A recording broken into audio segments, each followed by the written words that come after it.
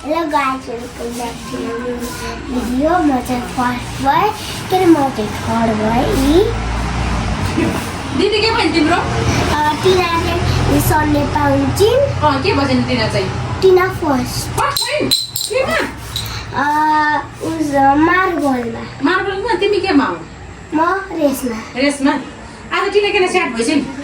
मैले पाएको देखेर तिमीले topic Congratulations. Thank you hi के छ बिमलाकोमा ढिँडो खाना आएको ढिँडो र मासु ढेँडो पकाउने हामीले बहिनी फेरि ल दिए भाइ हामीले त यसरी कराईमा तपाईँहरूलाई मासु कहाँ छ बिमला मासु मासु यहाँ छ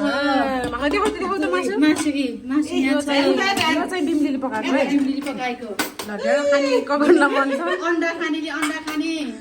चिया खानेले चिया खानेले चिया खाने अनि दाल पिँडालु र आलु खानेले पिँडालु र आलु खाने अहिले खाएको नि कति मिठो छ कति बेला छ साँच्चै हो नि यो डल्ले खुर्सानी मासुको टेस्ट कस्तो मासुको छ टेस्ट त खोसी भन्दा बढी त खसी भन्दा बढी छ मलाई चाहिँ कुखुरामा सुरुले एलर्जी हुन्छ तर झोल मात्रै खान्छु तर झोलले त रसभरि गह खै एलर्जी हुने हो कि नहुने थाहा भएन खुर्सानी यस्तै टोक्छन् मान्छे चराप लगाएर ए मेरा अब त्यहाँ हँसौ अब आमालाई तिमीले चट्ट लाएर मासु साथी एउटा त गरौँ अनि त साथी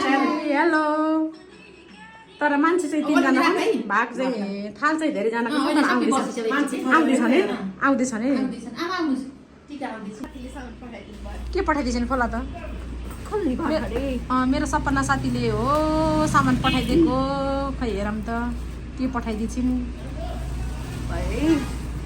यो भयो साग ए कस्तो राम्रो साग हो कति राम्रो यो भयो साग ओ कुसुम साग चाहिए साग चाहिए ल कस्तो राम्रो साग है ओछेरै हो पठाइदिएको ल हेर्नुहोस् न साथीहरू भयो सुन्तला मेरो साथीले के सामान पठाइदिएछ नि यो सुन्तला अरू यो भयो स्विट पोटेटो स्विट पोटेटो खोला त नानी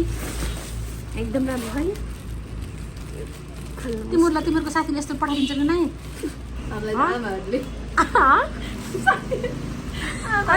कसै साथीहरूले पठाइदिन्छ कि नै छैनन् मेरो साथीले त मलाई कहिले काफलको सिजनमा काफल सुन्तलाको सिजनमा सुन्तला हेर्नु अस्ति पनि 1 कार्टुन पठाइदिएको हो आज फेरि धेरै साग पठाइदिएछु नि ल हेर्नुहोस् है तरुल फ्रेस सब खन्ने के पठाइदिएको ल हेर्नुहोस् है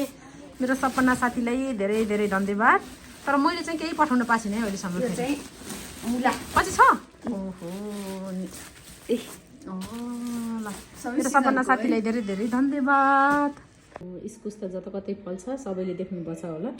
तर धेरै ठाउँमा नै फलेको देखिन्छ तर यति ठुलो इस्कुस चाहिँ मैले फर्स्ट टाइम देख्दैछु तर यो फलेको चाहिँ देखेको छैन मलाई यो पठाइदिनु भएको हेर्नु त कति ठुलो छ कि इस्कुस यति ठुलो 1 किलोकै छ होला सायद सेम त्यस्तै सरखण्डा पनि यो त मैले देखिराखेको छु तर यति ठुलो सरखण्डा चाहिँ मैले फर्स्ट टाइम देख्दैछु हेर्नु त कति ठुलो हो कि सेम तरुल जत्रो यो इस्कुस र सरखण्डाको साइज सेम छ हेर्नु त है अझै ठुलो छ सरखण्डा